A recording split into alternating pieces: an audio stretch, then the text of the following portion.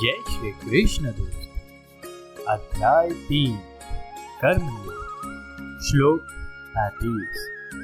श्रेयान् स्वधर्मो विदुर्न परधर्मात् स्वनुष्ठितात् स्वधर्मे निधनम श्रेय परधर्मो भयावह।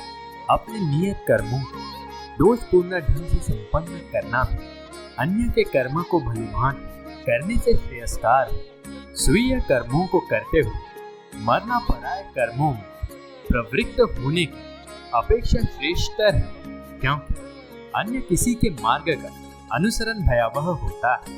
तात्पर्य, अतः मनुष्य को चाहिए कि वो अन्यों के लिए अपेक्षा अपने नियत कर्मों को कृष्ण भावना मृत में करे।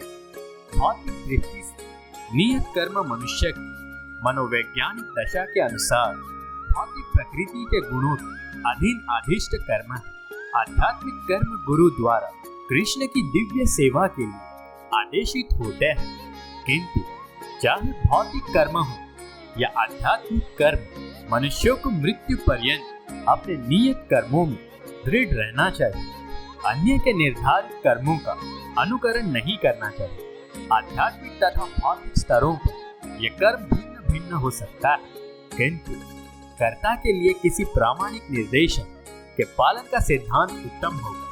जब मनुष्य प्रकृति के गुणों के वशीभूत हो तो उसे उस विशेष अवस्था के लिए नियमों का पालन करना चाहिए, उसे अन्यों का अनुकरण नहीं करना चाहिए। उदाहरणार्थ, सतोगुणी ब्राह्मण कभी हिंसक नहीं होता, किंतु रजोगुणी क्षत्रिय को हिंसक होने की अनुमति है। इस तरह क्षत्रिय के लिए हिंसा के नियमों का पालन करते हुए विनिष्ट होना जितना श्रेयस्कर है, उतना अहिंसा के नियमों का पालन करने वाले ब्राह्मण का अनुकरण नहीं। हर व्यक्ति को एकाएक नहीं, अपितु क्रमशः अपने हृदय को स्वच्छ बनाना चाहिए। किंतु जब मनुष्य प्रकृति के गुणों को लांघ कर कृष्ण भावना मृत पूर्णतया लीन हो जाता है, तो वो प्रामाणिक गुरु के निर्देशन में सब कुछ कर सकता है। कृष्ण भावना मृत की पूर्ण स्थिति में एक क्षत्रिय ब्राह्मण की तरह और एक ब्राह्मण क्षत्रिय की तरह कर्म कर सकता है।